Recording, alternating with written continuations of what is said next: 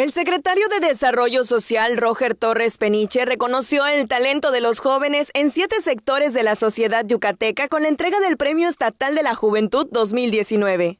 El gobierno del estado reconoce a los jóvenes que con su talento y habilidades transforman a la entidad al hacer cosas diferentes.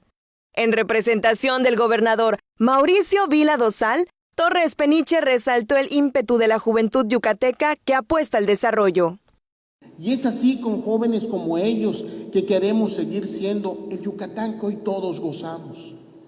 Esa seguridad que hoy tenemos en nuestro estado, que nos permite estar en la calle, que nos permite trabajar libremente, que nos permite divertirnos sanamente, es porque así somos los yucatecos.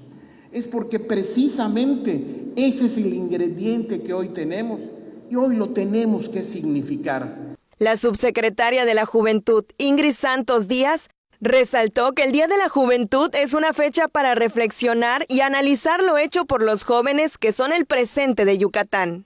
Los ganadores fueron Adolfo René Sánchez Rodríguez, por labor social, Alfredo Cetina Morales, preservación y desarrollo cultural, Ricardo Adán Paredes Sánchez, actividades artísticas. También Nancy Mariana Zavala Chan, actividades productivas. Sugeli Martínez Borges, protección al medio ambiente.